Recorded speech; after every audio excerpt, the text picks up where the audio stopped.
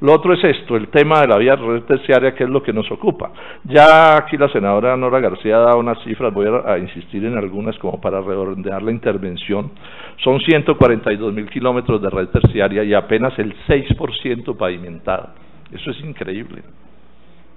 Eso es increíble, porque que no está pavimentado lo que quiere decir es que son verdaderas trochas en los inviernos. Bueno, los que recorremos las zonas rurales, por ejemplo en Caldas, sabemos de las dificultades inmensas, y en todo el país realmente nuestra red terciaria es lamentable. Les doy un par de cifras que les den una idea de las dificultades de la gente del campo, ¿no?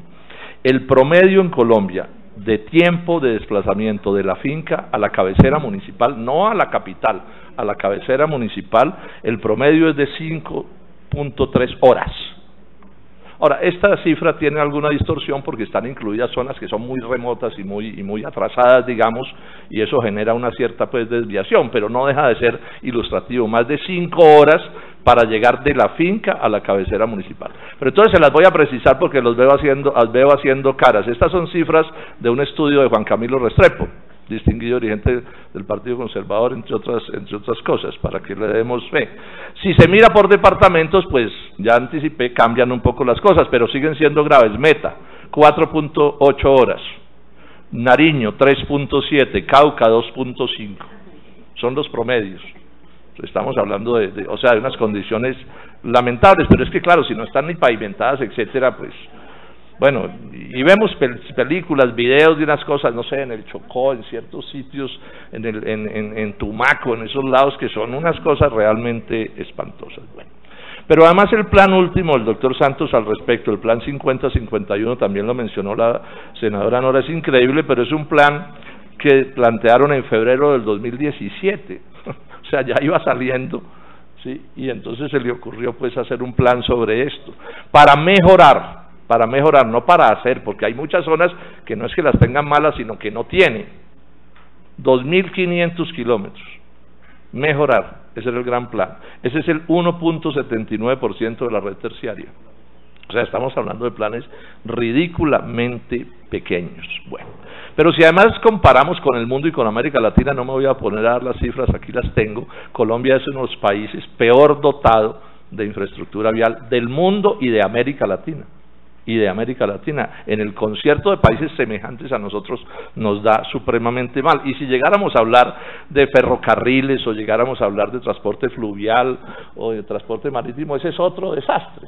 O sea, un país que tiene unos ríos como estos, los que conocemos ríos en el mundo sabemos las inmensas posibilidades, y esto dan ganas de llorar. El río Magdalena es como un desierto en lo que tiene que ver con vehículos que se muevan por allí. Uno ve de vez en cuando un barquito, una lancha o alguna cosa que pasa, con todas las inmensas posibilidades del transporte fluvial. Bueno, al mismo tiempo, y en parte como consecuencia de lo anterior y las malas políticas, mencionemos esto: los costos de los fletes, del transporte, afectados por estas razones, pero afectados además por malas decisiones. Por ejemplo, aquí lo de los peajes se le volvió una desgracia al transporte de carga y al transporte de pasajeros. No voy a dar las cifras, repito, para no hacerme largo, pero es conocido que hay rutas en las que se pagan sumas astronómicas de peajes, y eso por supuesto termina afectando de mil maneras negativas el funcionamiento pues de la red vial nacional. Peajes que tienen que ver con toda esta especie de enfermedad de la privatización y todos estos cuentos, pues que aquí si no, o sea, si el Estado colombiano se gasta un centavo en que no le cobre un peaje a algún privado, es un crimen. Qué cosa tan horrible, ¿sí? Cuando los recursos son escasos, lo obvio es que uno debería bregar a que le rindieran, y a que le rindieran podría incluir que alguien no le cobre peaje, pues en el sentido de la ganancia a la inversión del Estado. Es que esto es un absurdo. ¿Por qué no puede el Estado ejercer directamente sus funciones y ahorrarse las utilidades inmensas de una serie de intermediarios y de comisionistas y de gente que gana? ¿Cuál es el crimen? Estamos en una economía privada, y en una economía privada casi todo debe ser privado. Yo eso no lo tengo en discusión.